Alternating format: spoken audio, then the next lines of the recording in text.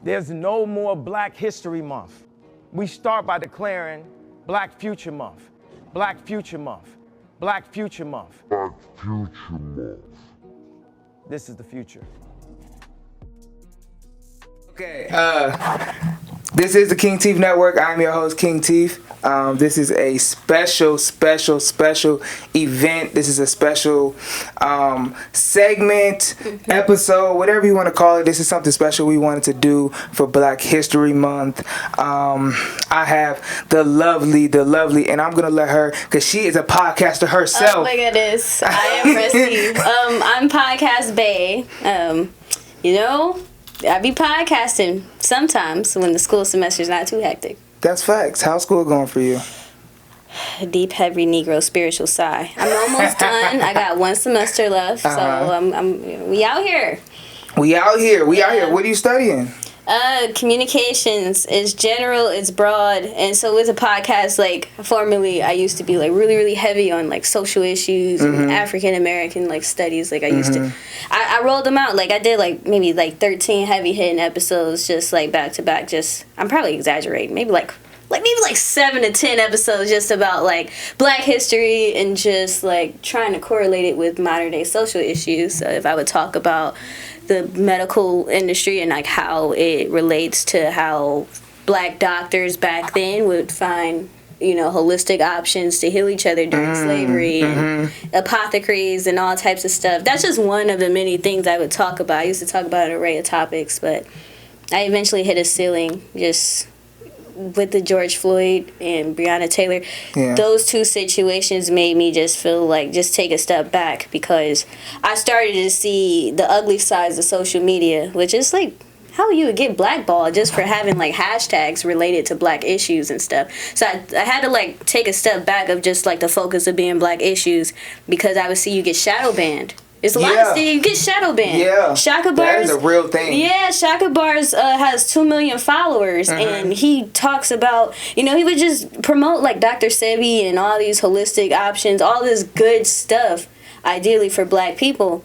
And you just wonder why somebody with 2 million followers, only 30% of their followers can see their content. He's getting like 700, 800. You used to get on average 17,000 and 21,000 likes. Wow. So that, and I'm like, I can't do that to myself coming out the gate. Like even a lot of my followers are like kind of like ghost followers. Like I got almost 8,000 followers, but you know they've been pushed down so bad in the algorithm because of my content. So I'm like trying to rebrand it in a way of where I can come back in and talk about those topics, but I kind of gotta I gotta have to like reel them in with something else. Like the facade almost. Yeah, I'm giving a facade that all I care about is fashion and cooking and like lifestyle blog, and then you get into my Patreon and now I'm talking about disclose like, you know, CIA files and like I'm talking about Watergate and all types of Come on, like, I'm about to talk about some real stuff. So real shit. Yeah, that's the goal, is to just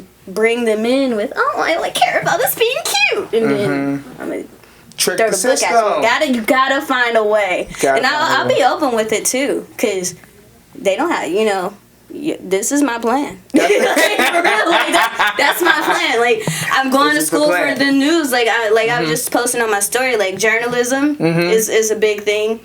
Like I said, I thought we was in a newscast room right now, the way we set it up. For real. And I love it, actually. Yeah. I really do. That's why I'm studying media to dismantle it. That's the goal. Wow. Yeah. Work it from the inside. Disinformation, I'm doing research on it so I can crush them. But you said it took a lot out of you, especially with the George Floyd and everything going on with the Black Lives Matter movement. Can you speak a little bit on why it took so much out of you? Because it was just like the allies and just, it was fake. It was a facade. And I, for like maybe like a slither of, I had a slither of hope in like July. I'm like, look at all these, look at the whites and everyone just coming together and they're all rallying against just for this one cause. Then you see like how disingenuous and inauthentic it was when you see big corporations, hey, Black Lives, 15% off niggers. Right. The month of July. Right. That stuff wasn't real. So that's what it just made me just take a step back and I'm like, none of this is real. Right. And, so, it's already faded. It's already, I'm like, dude, y'all are trying to capitalize off our pain, on the moments, bro. yes. Come on. Like they've always have. Yeah. And this is not going to tear down the black man, because this is actually the black future movement that we're on. Shout out to Kanye. We're going to get into that in a second. But we have to talk about why we feel certain ways. Like, the corporations aren't behind us. Yeah, they're behind the moments. And the moments make money. Come on now. You gotta track the money. If you don't track the money, you're not really trying to figure out what's really going on. But anyway, we gonna digress. Yeah, right. We gonna digress. Okay, so you're about a semester away from graduating. I think you were the perfect person to be on this segment with me, because like what you just said, you understand that there's more going on, but you also understand you have to play the system. Right. I mean, we've all had to play the system at one point in time if we want to elevate.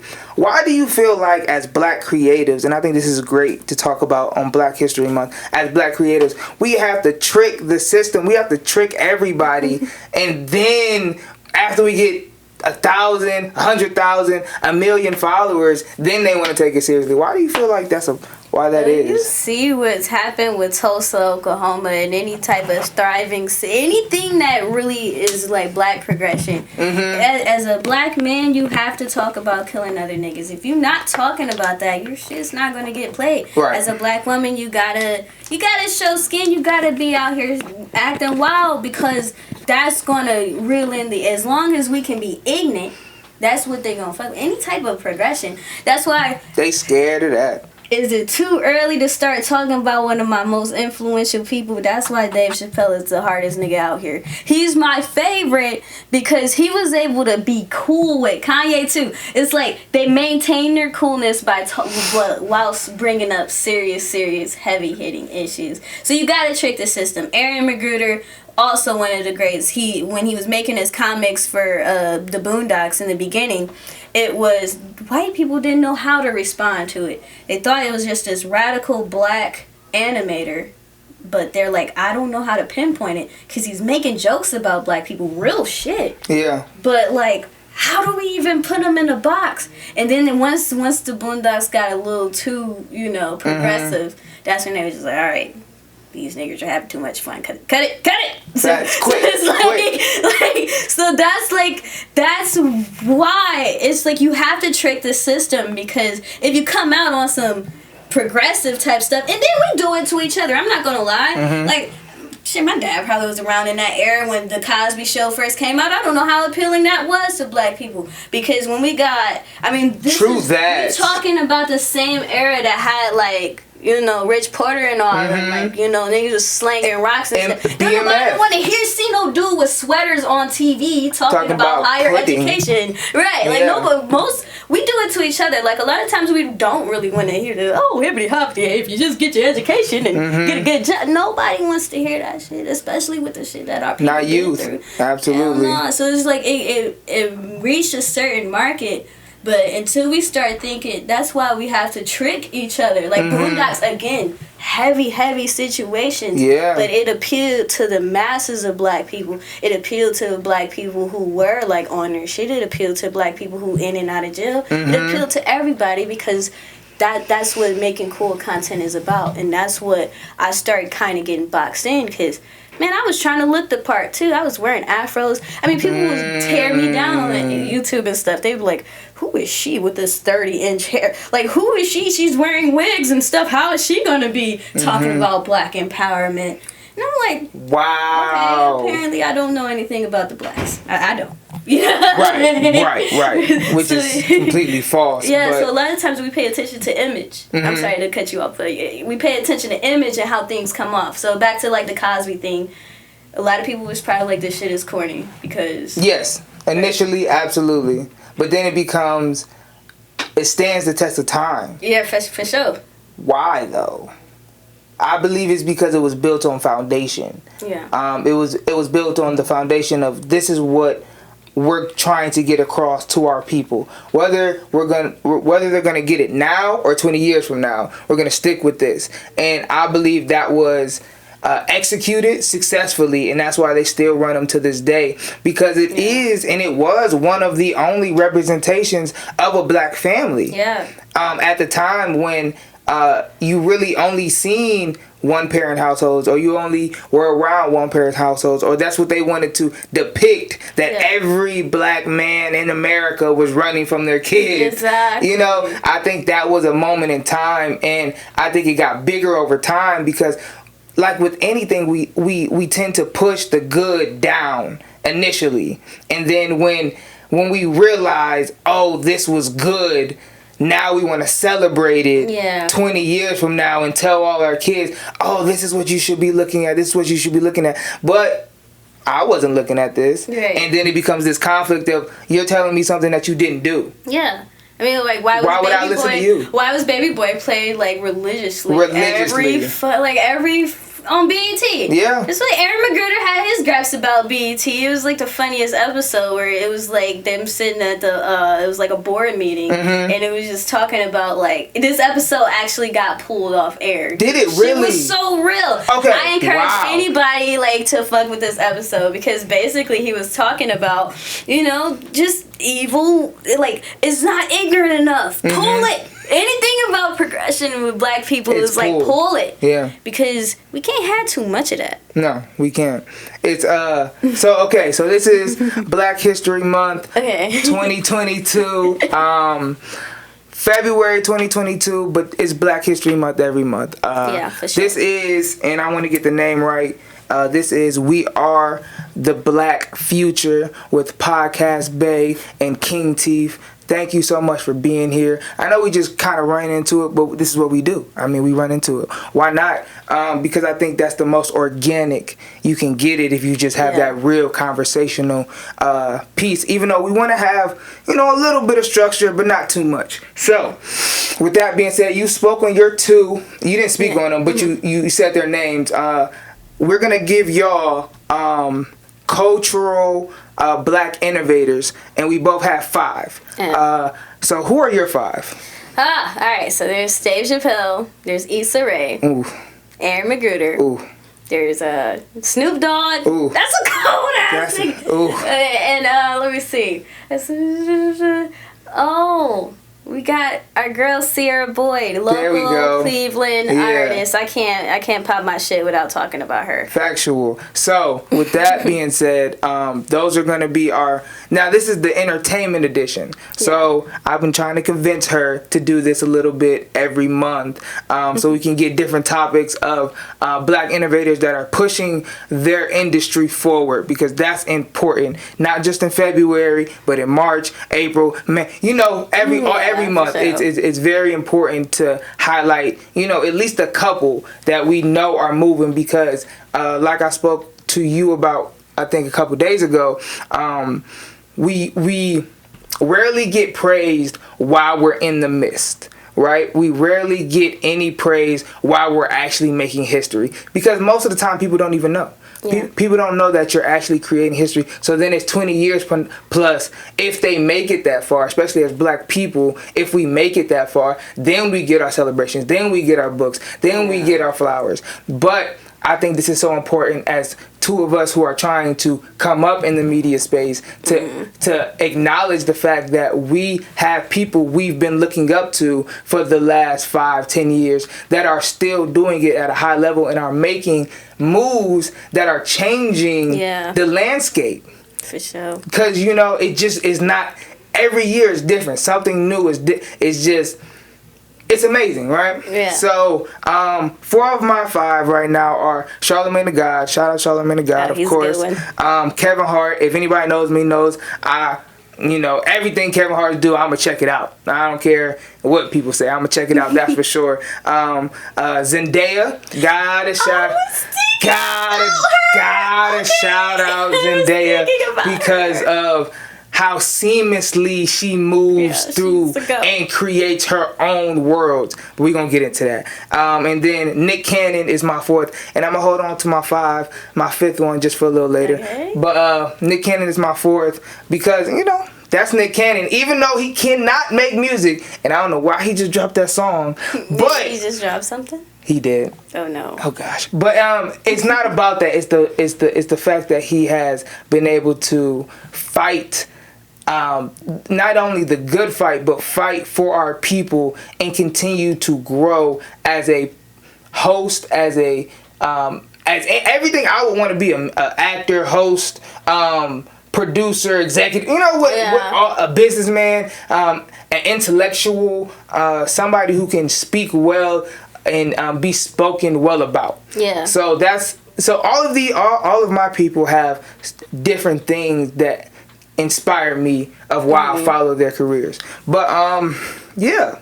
So that's gonna be kind of what we're gonna talk about. We're gonna try to keep it as short as possible, but look, we long-winded, so hey, I don't know what's gonna go on. Hey. But happy 2022 because this 2000s went really fast. Oh my god. Oh my gosh. And it's already 2 years into the 20s. So like it, love it, live it. It is scary. Like the concept of time is just, I'm about to get so metaphysical. No, but the concept of time is crazy though. Facts. Because I don't know what happened with the past 2 years. I just woke up and it was 2022. That's it. I'm like, I don't remember like. The metaverse is here now.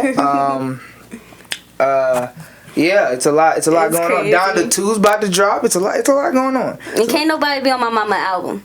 This is my mama album. Is it? That's what he said. You saw that's dope. That's a fact. You like, ain't no features. It's just my mama album. I respect it. So he's putting no features on the second one? I don't know. That's mere speculation. I'm not TMZ. Because he with everybody. Nah. Yeah. He with it. But the concept of this segment came from Kanye, so I can't knock him because Kanye is a goodie. I might have to put him in one of mine. I might have to say something about Kanye, but you know that Black Future Month when people was like, it's Black History Month, and he was like, no, it's Black Future Month. That shit hit home.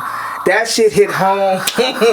That shit hit home to me so hard because we always try to look at our past and we get down, we get depressed, we get this and that, and we never look at the future of what we have going on and the emotions we have with Black people. We only celebrate it when others are trying to celebrate it. Then we want to jump on a bandwagon and stuff like that. But Black Future Month is exactly what it is. We should be celebrating the Black people of the future.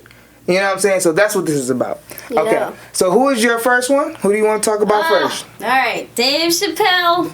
All right. We're going to probably group Dave Chappelle and Aaron McGruder in the same category. Okay, that's just cool. Because I was formerly into politics. I was the one who's standing out there like, hey, man, come on, man. Please just register to vote. Please. Come on. And I didn't know. I was fighting for a cause that I didn't know what I was exactly fighting for. Mm-hmm. I would ask some of the political... You probably even worked with some of these people, too. We were a bipartisan organization. I ain't even going to say the name. But I would ask some of these political figures. I'm like, well, so just out of curiosity, what is the real reason for voting? What exactly does this do? Never could get a straight answer. Never could get like an answer that made sense to me. Mm-hmm. You just vote because your ancestors, they fought for this reason to vote.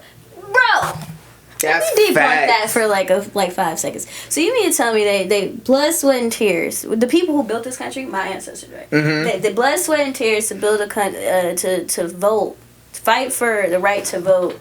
For a system that still don't even fuck with us. I mean, it's just like, yeah. Come on. Yeah. I mean, I don't know how progressive it was because I did my citizens' right to get Biden in office. I did that, right? Mm-hmm. What has Biden done for Black people?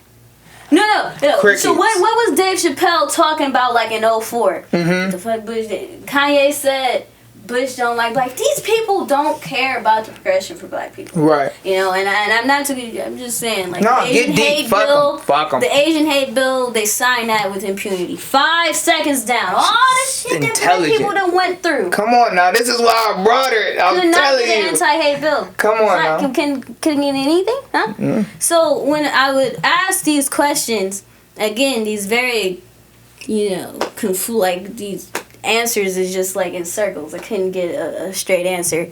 I was just like, you know what, this sucks, and I'm not putting in my time for it. But I still wanted, like, I didn't want to be a total bimbo, although I did enter my bimbo era after that. I just wanted to be cute and go out in my Fashion Nova dresses and just be pretty on Instagram. But it was like, being a bimbo wasn't it either. So my outlet with Dave Chappelle and Aaron McGruder is they're political satirists. They make fun of politics. And that's kind of where my angle is at. That is actually what I want to do with my life. I love it. Make fun and poke fun at these people because everything's absurd anyways. Whether you're red or blue. I mean, the symbolism behind politics is ridiculous. Some people just don't even like the color red because... Right. Some people don't like the color blue because it's like, oh, liberal, gay, blacks, oh, God, fuck their rights, Right. So it's like... Yeah, so when it comes to political satire, they are arguably some of the best to ever do it. And Aaron McGruder did a great job of just breaking down the 5 different types of people and personalities that derive from post-slavery. We got the Uncle Ruckus, the ones who's just like, oh, so Aaron, now what's his name again? Aaron McGruder. And he is the creator of Boondocks. Of Boondocks. Yeah. Okay, so all right, go ahead, break them down. Yeah, so I mean, I might not hit them all, but it's like the black people who, I call this the conventional black person. The black person who thinks they're doing the right thing. They take the collegiate route, they move to a white neighborhood, they put their kids in the best schools, and they try to be so far removed from like the black community that they can't even relate anymore. We got that guy, we got the Uncle Ruckus, who's just like, they don't want anything to do with black people. Like, even physically, they just don't want to be associated with the black person. Then we got the ignorant ones who kind of just closed-minded. They just follow suit. And then we got the Huey Freemans, i.e. me, who's like radical. You know? But it's like there's not a place for being radical. I mean, fuck yeah, there's a place to be radical for sure. But at least in my life, I'm trying to be sneaky with mine because... And I ain't trying to get shot down. Rest in peace. Dude, what's the dude's name? He was like the hardest person ever. He was 21 years old. Fred Hampton. Yes. Like Fred Hampton. Like to be radical, they kill you. So absolutely. I'm like I'm gonna be sneaky just like them. If the big corporations can be sneaky and hate niggers this whole entire time, you think like I can hate y'all the whole time and be sneaky. Right. This is an ambush. So. Yeah, political satire is the way to go. Dave Chappelle has maintained his longevity. He can say whatever on stage and still like win the rights of like just win the love of everybody. He has 4 upcoming like specials or something on Netflix. They can't stop this dude. They got 4 more. He got like 4, or he's hosting something. He got like 4 more pieces of content that's going to be, broadcasted on Netflix because this dude is just so dope. Yeah. So that's like why he's just like, those 2 are just my political satirists. I need them in my life. They're dope. They made me who I am. I love it. I was raised off. When did you know? When did I know? With those 2. I knew when I was a kid.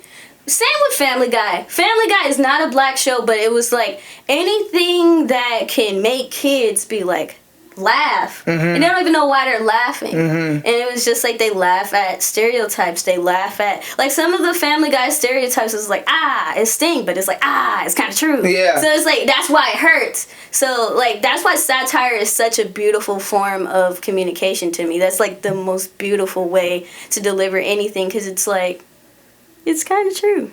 It's kind of true. You poke fun at it. And you can get a laugh out of it. That's a fact, but you're gonna still hit a lot of people. I agree. Those 2 are great. Those are great innovators in the black space and that have transitioned to the global. And that's what I love about our list is that they're in their prime where they have the voices to speak to the masses right now.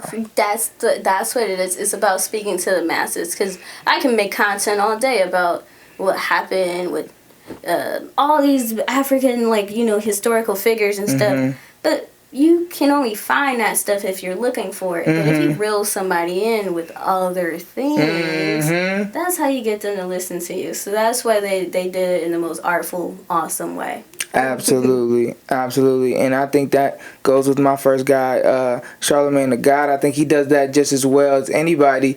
And I think what intrigued me initially was I came around when Charlamagne. I came around book Charlamagne. Okay. So when he started writing his books, he started doing mental health. He started getting his life together. That's when I started really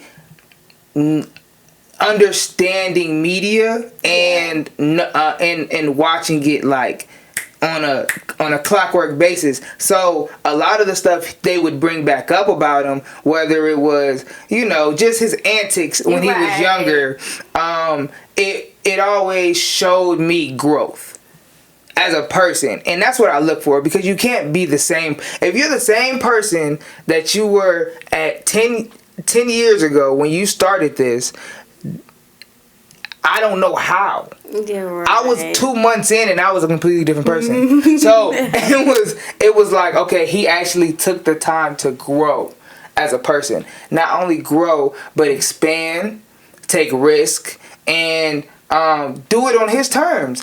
Because they've tried to cancel him. I think every person we're going to talk about today have been canceled. They tried to cancel at one point, but that's what you have to be able to do. You have to be able to spark the minds, even if it is on the fence. Yeah. They might not agree with me, but this is where I stand. I have a voice, and I'm going to use it. And I think around the time he wrote his first book, and I can't remember the name, but y'all should definitely check it out.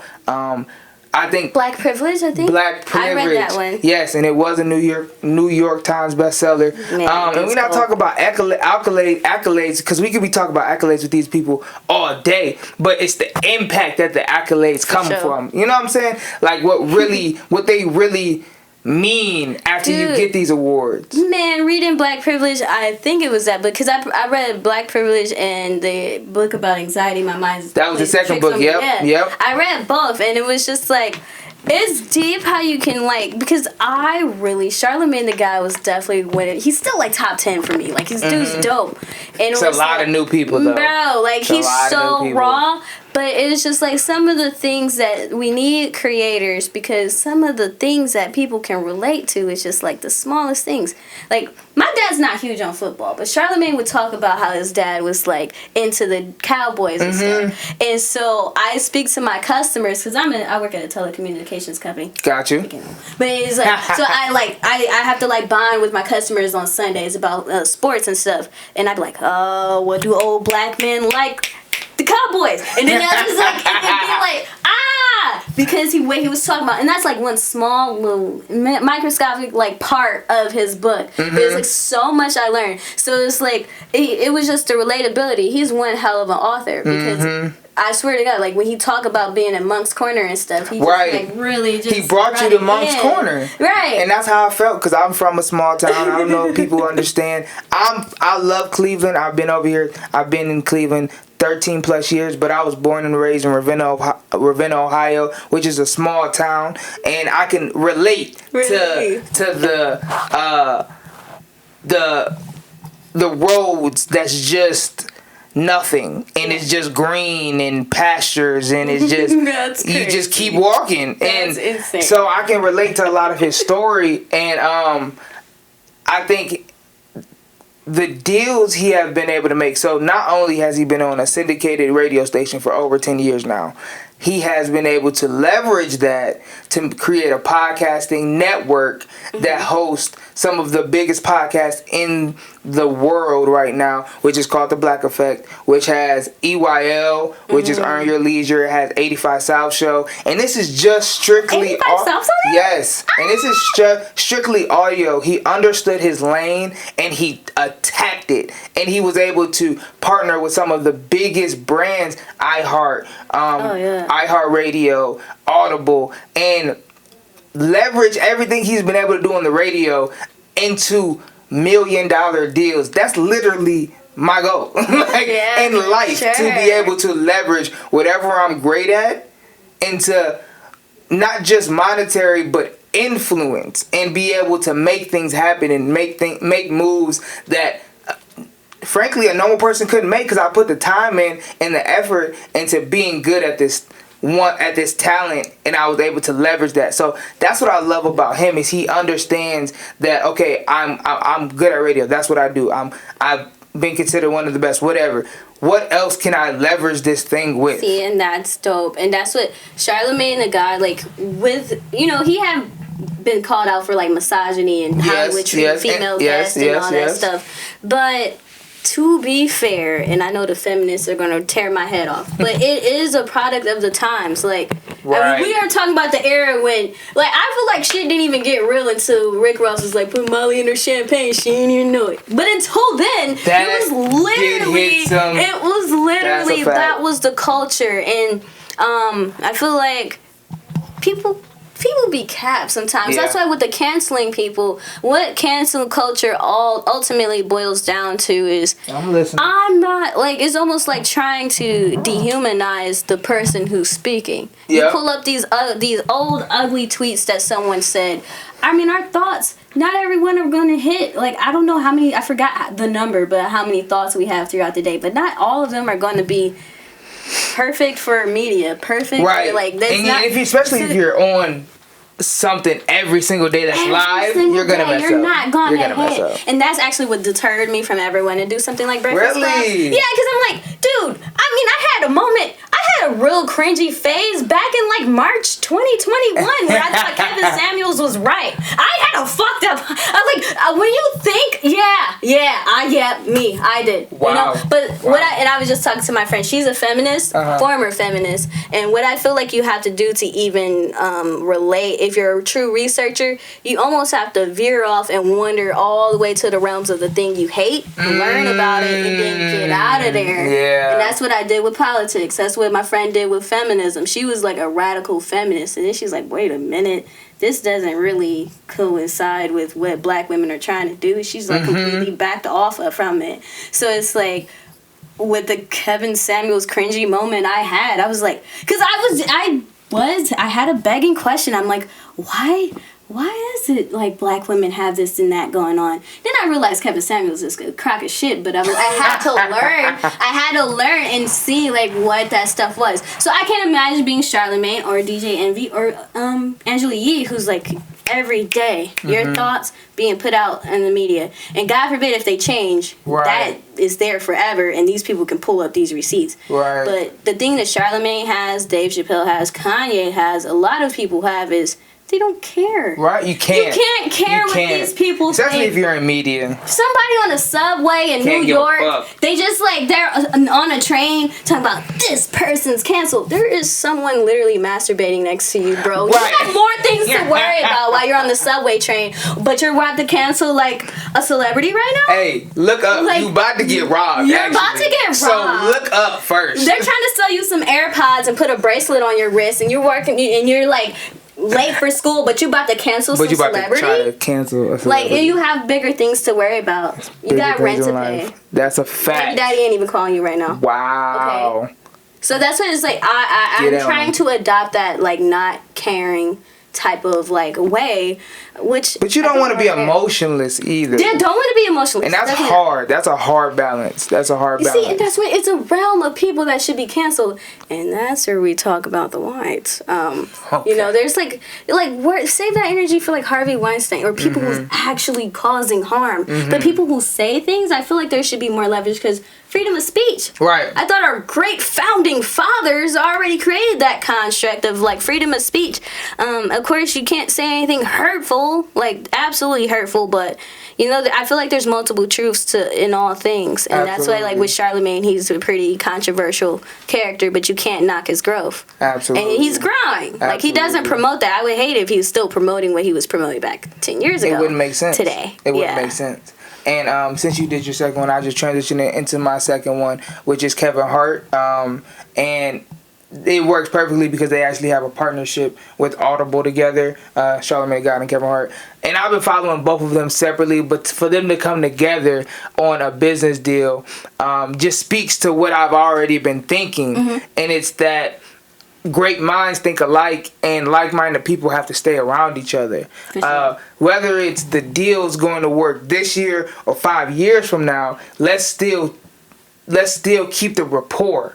And that's what I try to do with everybody I meet right now is let's start the rapport. Like, yeah, we don't have the $1 million deal on the table yet, but that's not saying do you have the same mind as me? Okay, then it's going to be there soon. You know what I'm saying? So let's work towards this. Let's work towards it together. Let's embrace each other. Let's figure it out. And then when the time comes, we'll be able to, boom, knock it out the park and have great business savvy because we've already had this rapport and it's built over years and time, and we've had good business transactions and things of that nature. So that is one of the reasons why. But also I read Kevin Hart's book as well.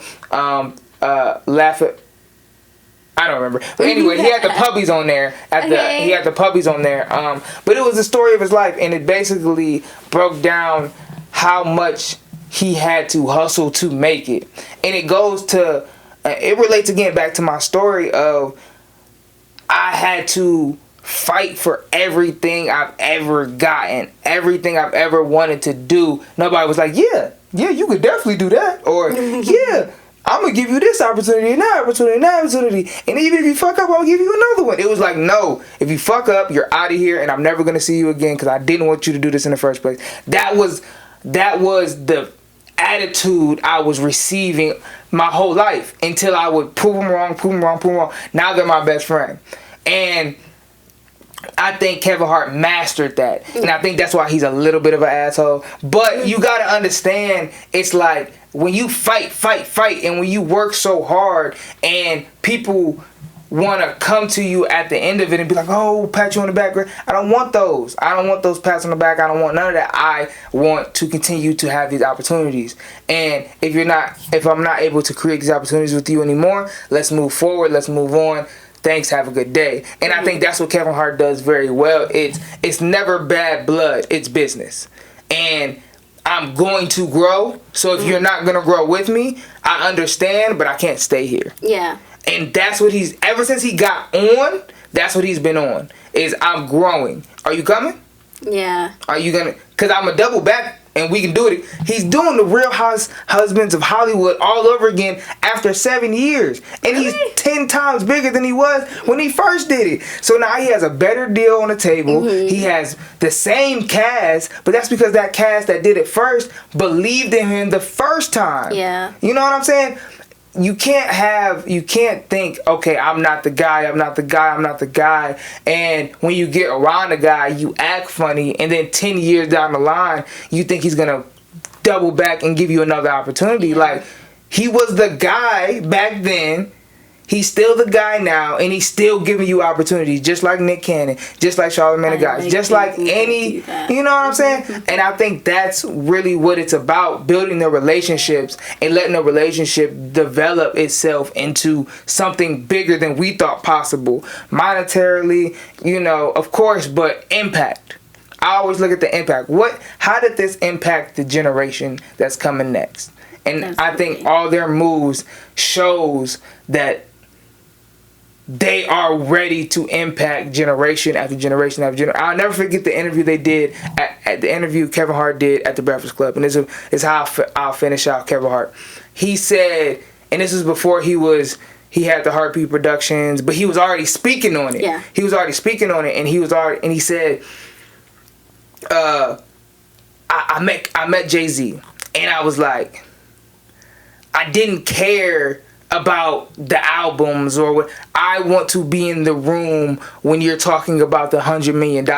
I want to be in the room when you're talking about the structuring your business. I want to learn how to structure my business like you have. I want to learn these things because that's going to give me wealth and longevity in this game. I don't care about kicking it with you right now. I want to learn from you, and then we can kick it. And then if you go back to his interview last year, he was joking about hopping on Jay-Z's plane to go to the Super Bowl or to the or to one of the big games, and he finessed them or whatever, and he's joking with them now, but that's because he's on that level now. Right. When he first met him, he was hungry. Yeah. People want to come in all the time and be buddy and kicking it, and yeah, I'm kicking it with him, and you leave, you've been with him for 3 years and ain't learned shit. Now you assed out mad at him. He done elevated for 3 years, and he on a whole nother level, and you back at square one, and you like, fuck him, fuck that, da da da da.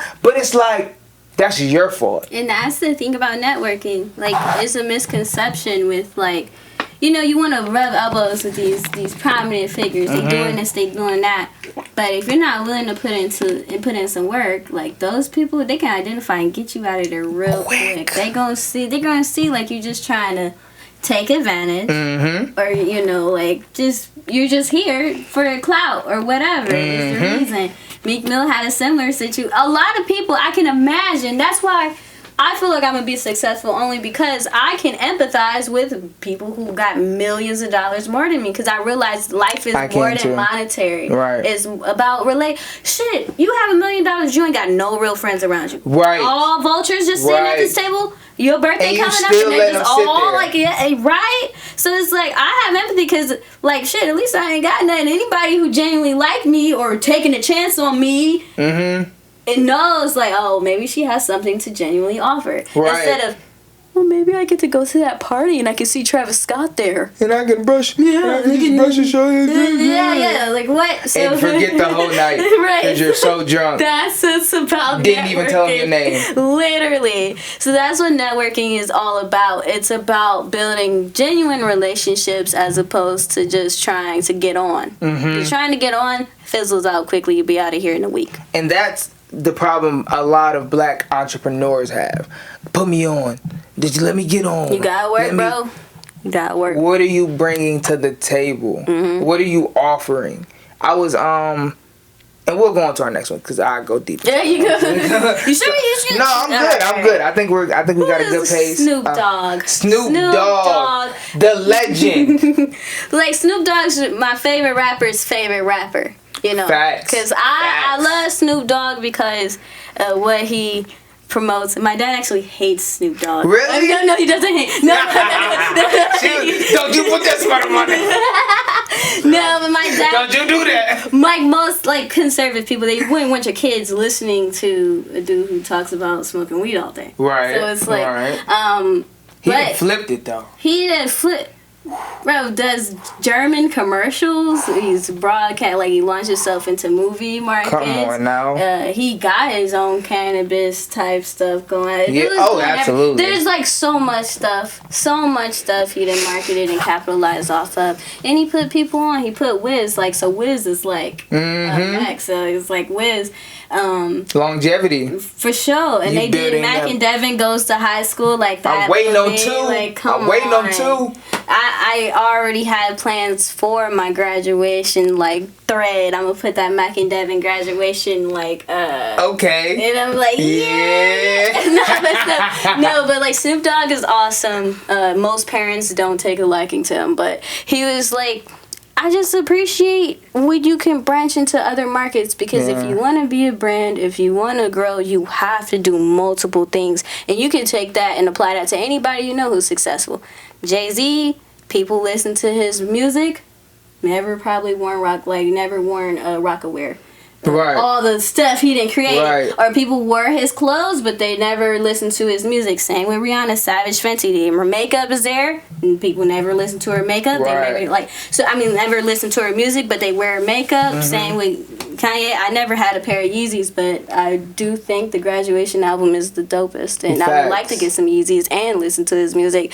So it's just to say that doesn't matter, like, how you came into the game, as long as you're just making yourself relevant. You stay, and it's not even about relevance so much. It's just about, like, how much can you capitalize and utilize your platform. Much like Charlamagne, you know, he's not just Breakfast Club and that's it. back it up. Right. You're trying to maximize the potential of like anything that you're doing. So that is actually essentially what the secret to success is. I mean, you just look around. I mean, I'm not all the way there yet, but it doesn't take a rocket scientist to see what brings on success, and it's about launching, diversifying your market, not just staying in one niche. Literally, that's the influencers we're talking about. Every one of them have jumped into different lanes and been able to be successful because they understood, okay, I'm good at this. How do I leverage it? Literally. And I obviously probably have other skills that I might need to get better at, might need to do this, that, and the third, but I know I have this core, so let me take these risks, let me take these chances. And I think that in general, if you don't do that, you won't be successful or as successful as you could have been. Yeah. You know? So I think that's a very, very great point. I think that's a great point. So my third one is Zendaya. Shout out to the queen. I'm glad we have to speak on the fact that she is literally changing the landscape of how you can be a part of different worlds and create your own worlds and own it and basically take control of your career. There's a few other young queens out there that's doing the same thing, but I love what Zendaya can do because she can be in Spider-Man one week and do all the press for that and then come right back with her what's her name? She's literally a crackhead. Rue the crackhead. Yes. Running through the streets. Exactly, but the creativeness in that. Man. And I believe she's one of the executive producers on that show. So to be in that bag as well, I mean, at such a young age, it's crazy to me how she's been able to not only do that, but then get into modeling, get into fashion, her bag is so long because it's so many bags. It reminds me of Rihanna too. It does. Like fashion dominate. She doesn't even have music though yet. She hasn't made music. That's what I'm saying. There's like new kids who were probably born within the past 5 years who's like, Fenty Beauty. Never even heard a song by Rihanna. Exactly. It's like, you just put yourself on so much. You put yourself in those different realms, and that's what Zendaya's doing. Yeah. And they're killing it. Doing major deals. I love it. So I think her tenacity to be able to say that she wants to have control of her career is something that, I mean, to be able to do a one-off with Denzel Washington's son and write and direct that. Oh, that was crazy. That movie? That's crazy to me. Oh my God, yeah, that was like, I'm not really big on like theater and everything. Me neither. I'm like, there's something theatrical about that. My little mind can't even wrap around artistry right here. And how hard it is to do that because how many lines they both have. That's a monologuing type of... a monologue. Yeah. I was like, they're literally talking the whole movie for an hour. So dope. And that's a skill in itself. Okay. Yeah. But okay, so we're on to our fourth ones. We're almost out of here, people, but we just want to show that black people are moving out here, and for sure. And this is the entertainment space right now, but black people are moving in all avenues, all aspects, all industries, and are paving the way for the next generation to be successful. And I think it's important for us to put this out there because we're not some people that are trying to or are on already or big or whatever, but we're also not somebody who's just not doing anything. So we're in that realm of where we can still have a lot of inspiration come from these people, but also we are creating our own lanes and waves and things of that nature and trying to, finesse the game into our own worlds. Yes, definitely. I love it because I think, digital real estate is something that is so key right now, and I think that's where we are. So digital real estate basically to me is like YouTube. Like that's digital real estate. So all of that content you own. Yes, you're distributing through a third party, but you can reuse it in different social medias. You'll always be able to have it though. And I love that. That's a smooth transition into my next person. Okay, so who's your next Rae. person? There we go. Talk about digital real estate. She created Awkward Black Girl about 10 or 11 years ago. It was a web series that had trouble getting picked up. So the reason why Issa Rae is like my absolute favorite, because she's a black woman and she's just not your average black woman who gets on in this entertainment industry. She has short, kinky hair. It's like like how most people would be like that. She strutted that. She owned that. She's taller, like just her physique, and she didn't care. Like, and she's beautiful. She's showing like a different side of like, she just basically broke the beauty standard. Yeah, is what I'm saying, because it's like, wow, she's rocking her short fro. She's like making it cool. And she's just showing like all the awkward situations a black girl may endure throughout the day. And she transferred that into the HBO series of Insecure. And it just, again, 30-minute episodes, which everyone begged the entire time for her to, Really? Yeah, everyone always on Twitter was like, oh, man, can you make it longer? Please make the episodes longer.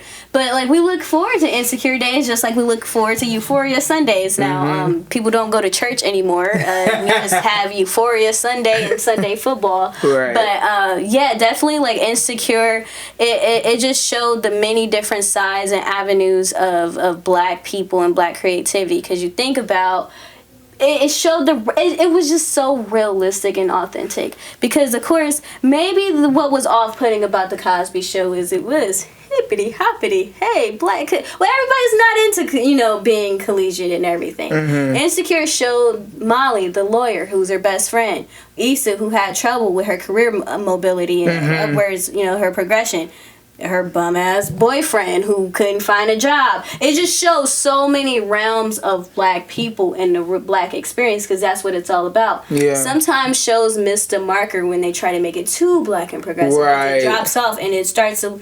Dude, somebody, like, people in the hood, sometimes all they got is, like, noodle. They don't even know what the fuck they gonna eat today. They don't want to see, like, all that shit. But if you can see the realistic aspects and then the good stuff, too, it's just something for everybody. And Issa Rae just did an amazing job at capturing the real black experience. Atlanta, too. Got a shout out to Donald Glover. Because that's just capturing, like...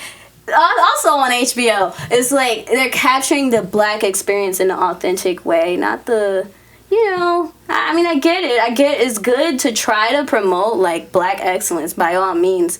But sometimes people kind of view those shows as corny. And, we can't just say those people are wrong for thinking it's corny or they're ignorant or stupid. But people are looking for relatability on TV at the end of the day. They want to identify with that person. So when Issa Rae was rocking her short hair and stuff, and I'm like, shit, kinky short hair, I watch it. Right. So, I watch it. Fact. So whatever the reason may bring you there, and then you come to see, like, she builds up on the show, and it's just like it makes it's very well written. Exactly. And I think that's what needs to be said about all of this. It's quality content that they put out that makes them who they are. So everybody might not like everything Kevin Hart does, but I bet you there's something you like. And you might not like every episode of Euphoria or of Insecure or of the Charlamagne God show. But you might like some of it. You might like a clip. You might like this meaning behind this message, and I think that's what it's about. You're not going to please everybody, but the people that are core, they're going to listen, and then the people that are around that hear it are going to tune in when they need to, and that's what it's about. I mean, that transition into my next person, Nick Cannon. He's been canceled more than 10 times. But I think he also always comes back stronger because he understands that with great power becomes great responsibility.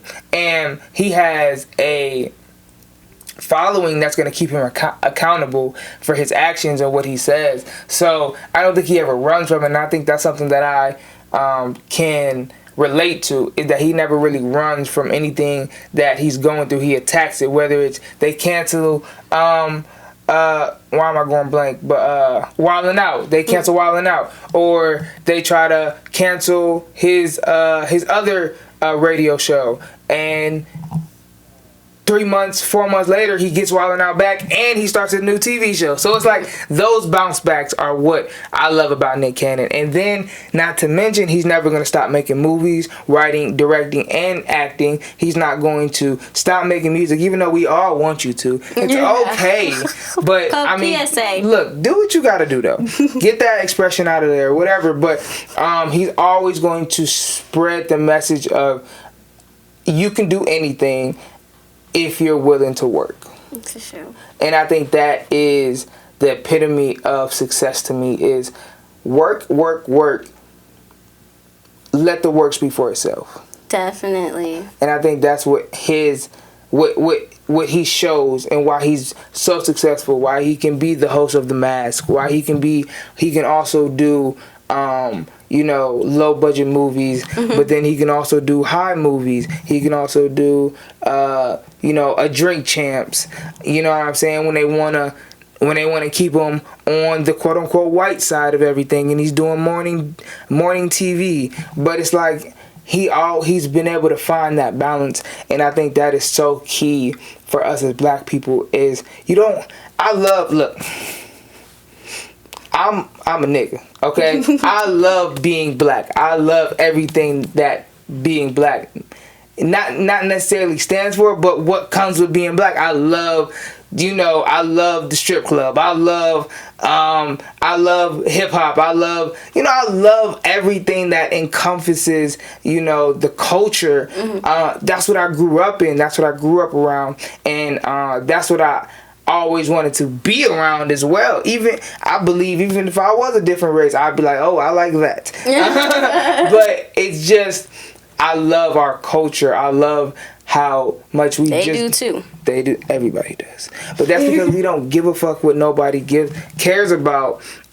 That's why they can just take it from us though, because we don't care. It's like, yeah, we're gonna make something new anyway, but it's like, it's not okay either, because then they take it and they capitalize on it and make millions and millions and millions off of it, when we just did it off of the strength of just, we're cool and we're just that. But yeah, so who's your fifth person? We're almost done. Speaking of taking, Cierra Boyd, my girl, Frisk Me Good. So she's a local. Now who designer, is that? Local designer out of Cleveland. Okay. What's her IG? Frisk Me Good. Frisk Me Good. Shout out to you. Shout out to Frisk Me Good.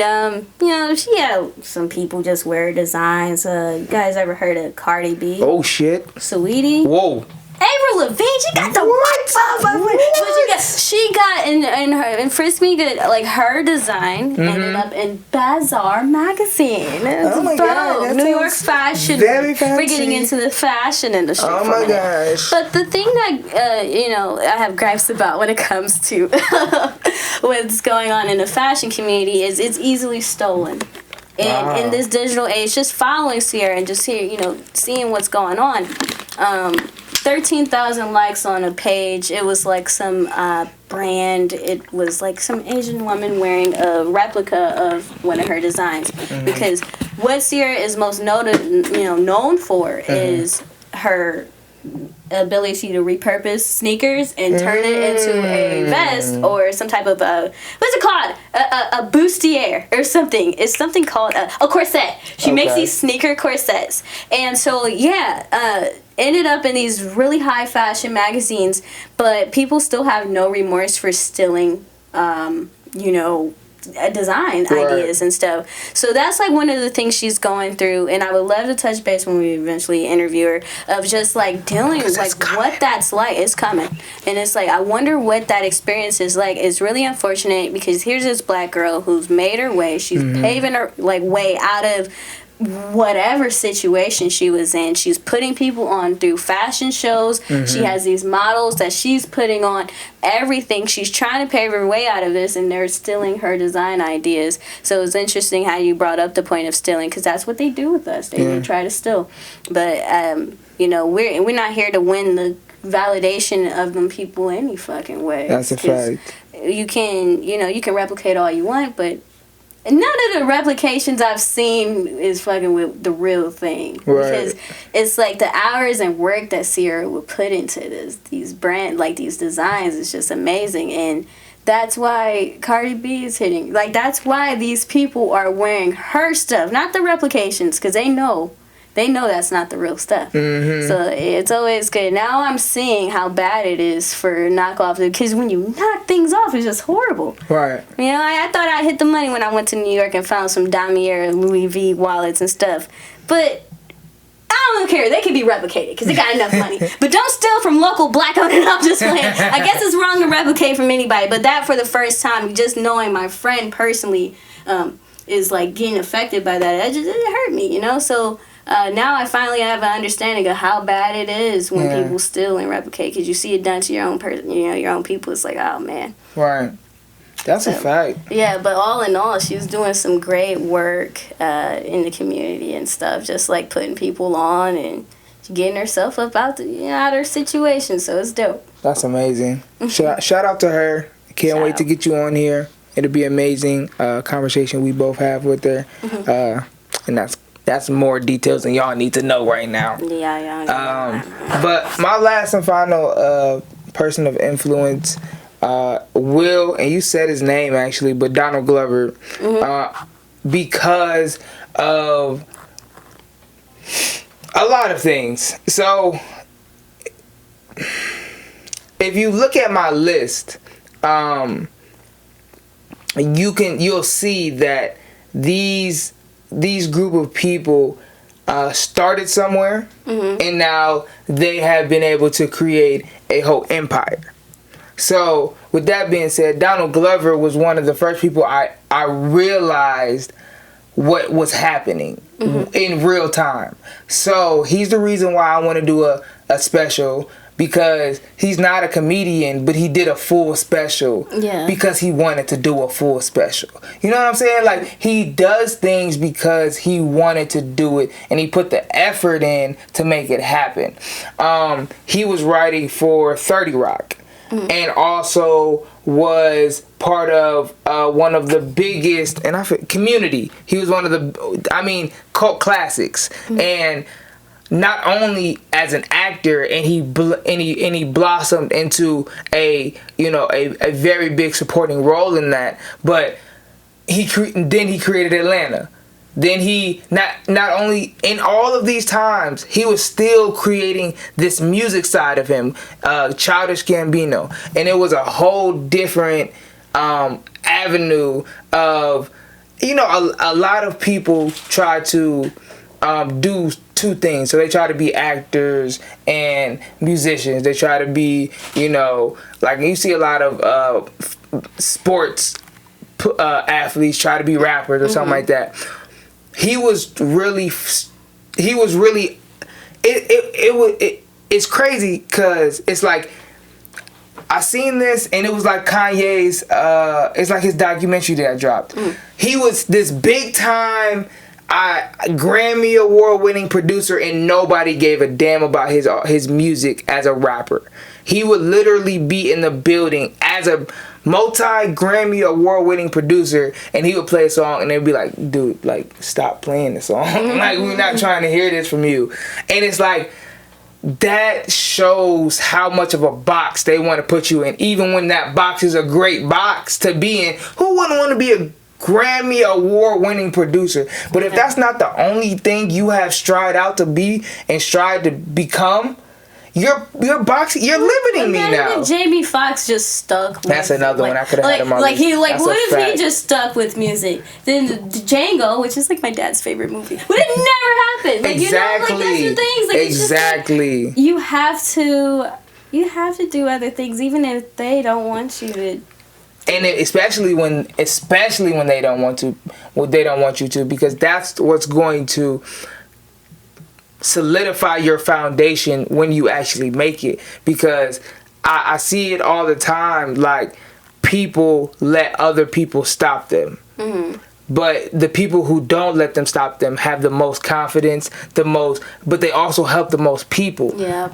I mean, the guy, I never heard of the guy who's the star of Atlanta, the rapper, I forget his name, but I never heard of him as an actor. He's in the Marvel DC world now. You know what I'm saying? Like those type of looks that you create for people create careers. Definitely. That's what I'm about. That's my goal, is to be able to help others create a career off of what we've created, and then take that and run with it. You never want to hold somebody back, but you want to be like, look who we created. This is a moment in time, and this is going to catapult us to this and that, and you'll be able to go do this, and you'll be able to bring. It's just like 50 Cent. The only reason why 50 Cent was on that Super Bowl halftime show is because he employed half of the motherfuckers that was on stage with him. He employed Snoop. He employed Mary J. He employed who was the other one? Kendrick Lamar. Really? He had already put them in his universe. So when they had the opportunity to take him and put him on a bigger stage, that's what they did. And that's what we have to do as black people. We have to be like, look, they gave me an opportunity over there a year ago. Yeah. I got this opportunity this year. Let me put them on. People be trying to forget, like, I looked out for you at this point. I was really there for you. And you had the chance to be there for me and you didn't. Even if I don't know about it, you still should feel wrong. Yeah. And that's what, and as black people, sometimes we just don't. We just be like, oh, well, it was my time, it was my moment. And it's like, no, that's not it. That's not it. So that's why those people influence me so much, and they inspire me every day, because they're looking to put people in positions, whether it's people they see that have talent, whether it's people that's been close to them, that's been working with them for years. They continuously are trying to make people around them bigger, better, and stronger as human beings. And that's what it's about. So, yeah. Definitely. I'm with it. That's what, like, and people were pissed off, too, about the halftime show. It's like, oh, what am I watching? It's too many blacks. Hey, well, we got too much. We got too, like, I love how we branched it off into these markets for sure. So, ultimately, yeah, it's a beautiful thing to put people on. Mm-hmm. And those who try to put people on, I feel like they reap the benefits from the universe. Exactly. You know? Exactly. And that's definitely what I'm about. Is there anything closing you want to end with? Podcast Babe, follow me on all platforms. Twitter's kind of she be wilding on Twitter now.